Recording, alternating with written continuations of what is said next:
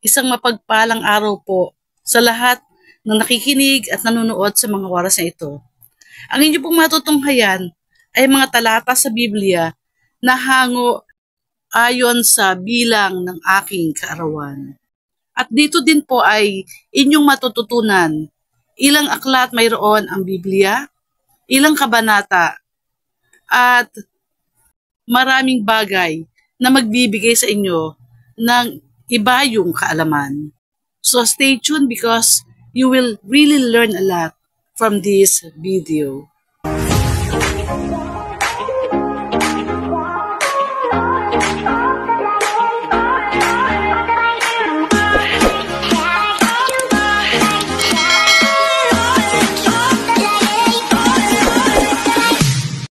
Sisimulan ko ang unang talata sa aklat ng Genesis, Kabanata 11, talatang 25. At nabuhay si Nacor pagkatapos na may panganak si Tare ng 119 na taon at nagkaanak ng mga lalaki at mga babae. Ang aklat ng Genesis ay binubuo ng 50 kabanata. Ang pangalawang aklat ay ang Exodo. Ito ay binubuo ng 40 kabanata. Ang kabanata 11 ay hanggang talatang 10 lamang.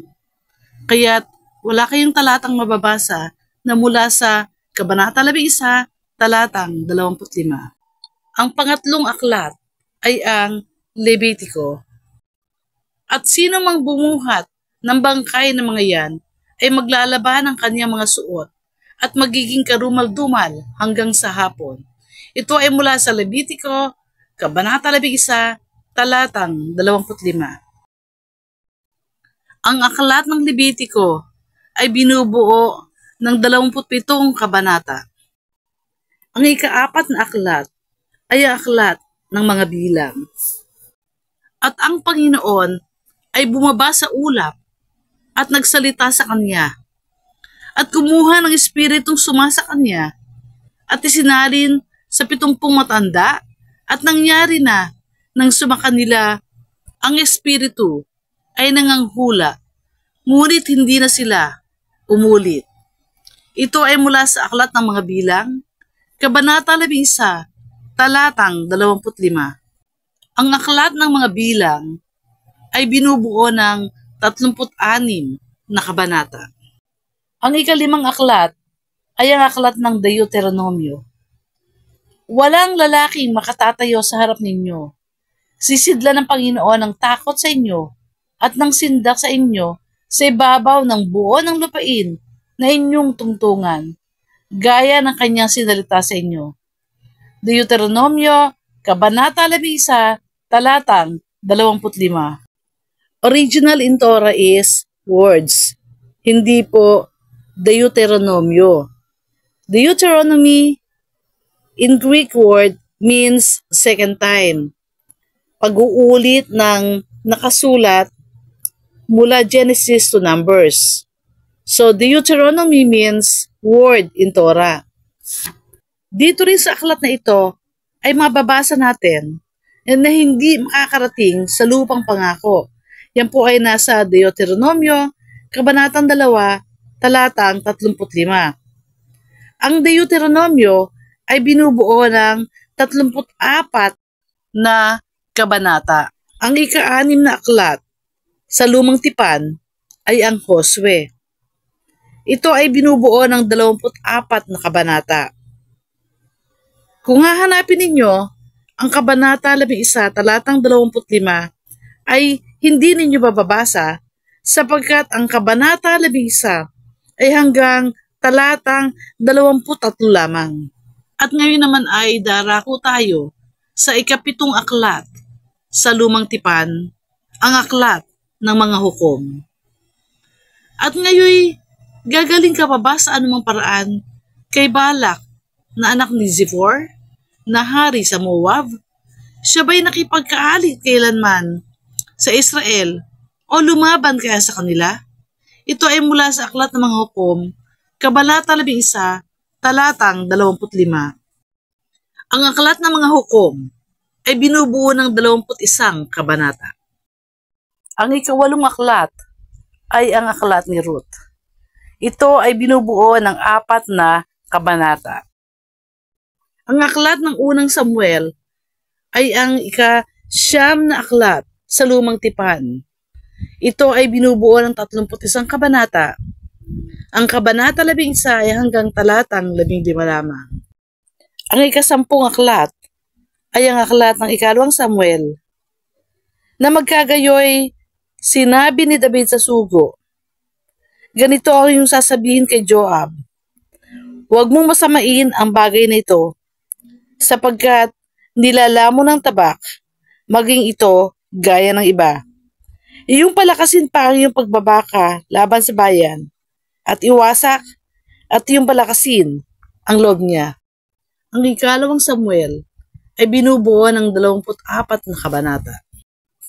Ang ika-11 aklat sa Lumang Tipan ay ang unang aklat ng mga hari. At siya'y naging kaaway ng Israel sa lahat ng kaarawan ni Salomon.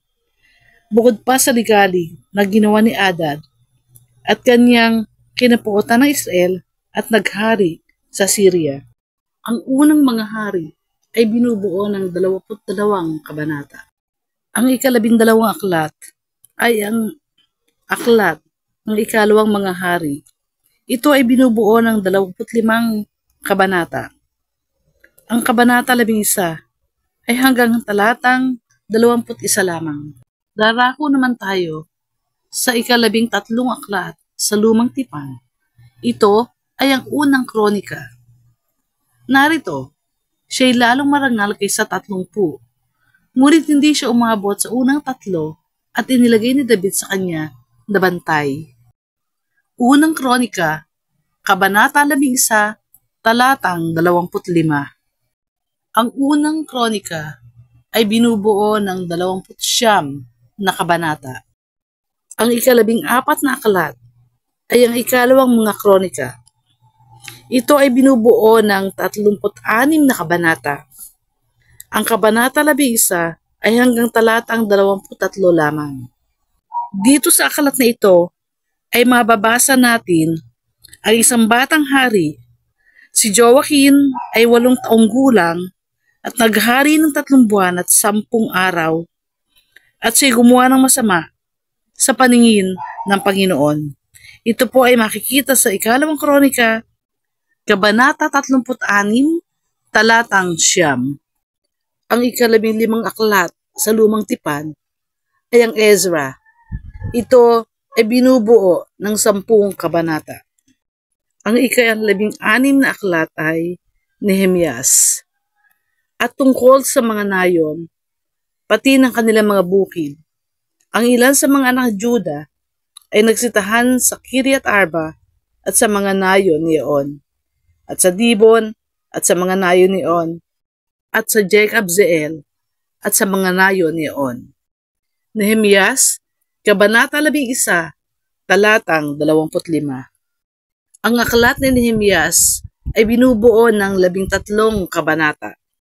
Ang ika-17 aklat ay ang aklat ni Esther, at ito ay binubuo ng 10 kabanata. Ika-18 aklat ay ang aklat ni Job. Ito ay binubuo ng 42 kabanata. Ang kabanata 11 ay hanggang talatang 20 lamang. Ika-19 na aklat ay ang aklat ng mga awit. Ito ay binubuo ng 150 kabanata. Ang kabanata 11 ay hanggang talatang 7 lamang. Ika-20 aklat ay ang aklat ng kawikaan. Ang kaluluwang mapagbigay ay tataba, at siyang dumidilig ay madidilig din. Kawikaan, kabanata 11, talatang 25. Ang aklat ng mga kawikaan ay binubuo ng 31 kabanata. Pang-21 aklat ay ang aklat ng Ecclesiastes. Ito ay binubuo ng 12 kabanata. Ang kabanata 11 ay hanggang talatang 10 lamang.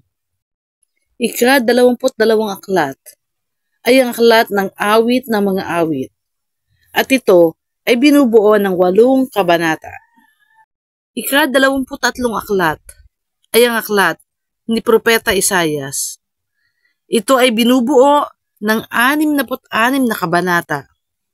Ang kabanata 11 ay hanggang talatang 16 lamang. Walang almas na ginawa sa iyo ay pakikinabangan, at bawat dila na gagalaw laban sa iyo sa kahatulan ay iyong hahatulan.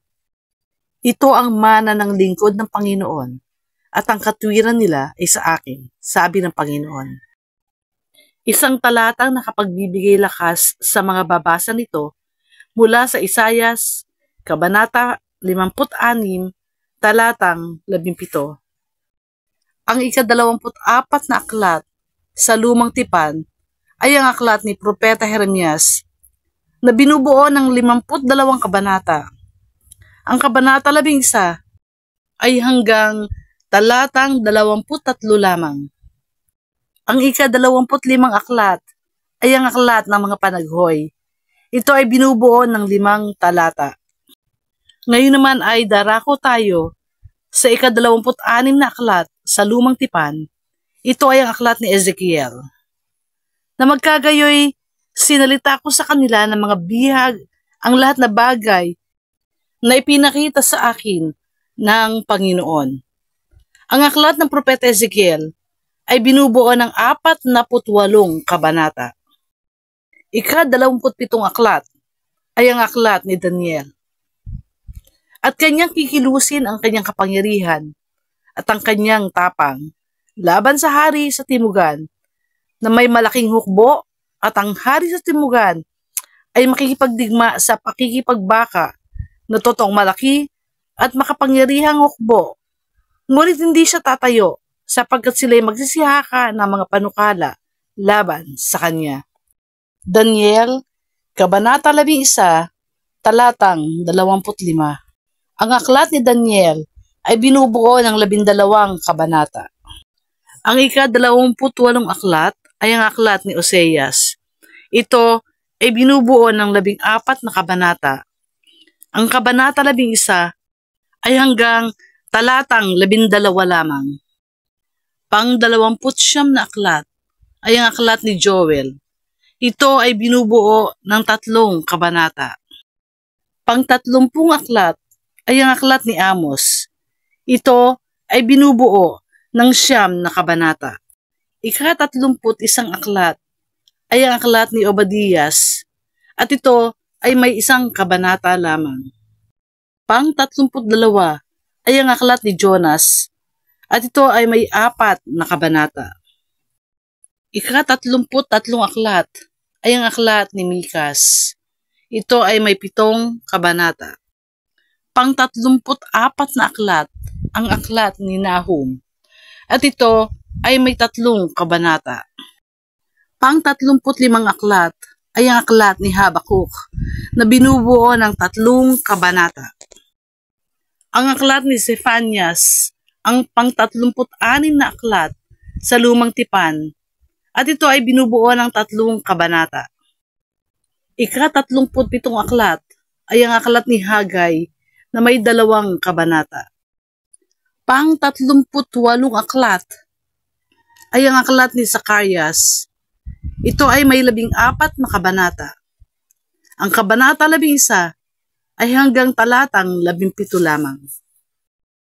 Pang-39 at pinakahuling aklat sa Lumang Tipan ay ang aklat ni Malakias. At ito ay binubuo ng may 4 na kabanata. Ang Lumang Tipan ay binubuo ng 39 na aklat at 929 na kabanata. Mula aklat ng Genesis hanggang bago mag-awit, kabanata 117 ay 574 na kabanata.